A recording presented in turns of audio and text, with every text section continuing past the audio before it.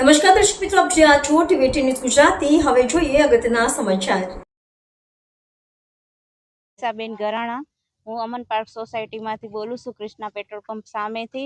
અહીંયા ઘણી બધી પ્રોબ્લેમ છે અને અમે બી ઘણી બધી અરજીઓ આપે છે, પણ કોઈ જાતનો કંઈ નિવેડો આવતો નથી.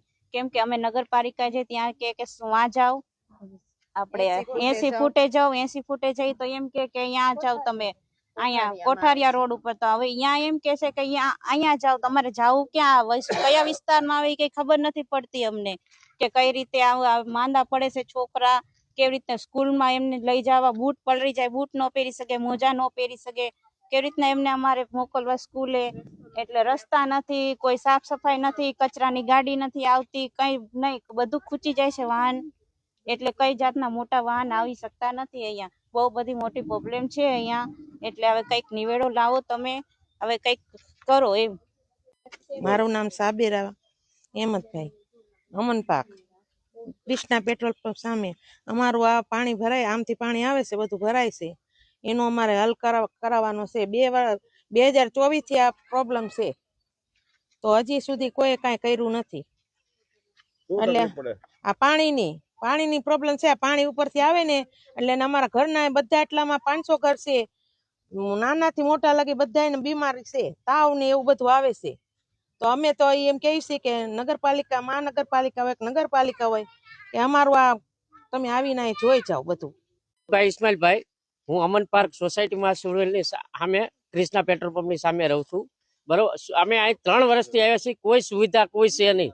3 વર્ષથી હું અહીં રહું છું. બરોબર, 3 વર્ષમાં નહીં રોડ રસ્તા, નહીં કમિશનર કે કોઈ દી નહીં સભ્યનો કોઈ આવ્યો નથી. અત્યાર સુધીમાં કોઈ આવ્યો નથી સાહેબ.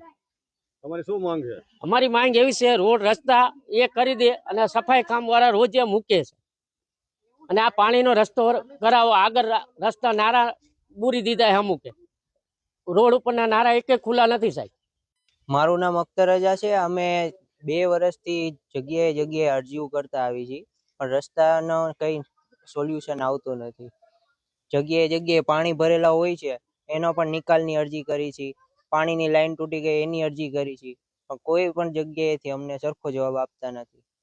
અમારી સોસાયટીની અંદર બધી જ નાના બાળકો, મોટા વૃદ્ધો, બધા લોકોને ચાલવામાં તકલીફ પડે છે.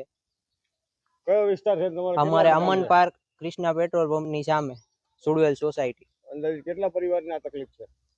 500 જેટલા પરિવારોને. મારું નામ સાગર મુલતાની છે. હું અમન પાર્ક સોસાયટી, સુડવેલ સોસાયટીની બાજુમાં કૃષ્ણા પેટ્રોલ પંપ સામે રહ્યું છે. છેલ્લા 2024 થી લગભગ મેં કલેક્ટર કચેરીએ અરજી લેખિતમાં આપેલી છે. ઇવન અહીંયા મામલતદારમાં પણ અરજીઓ આપેલી છે.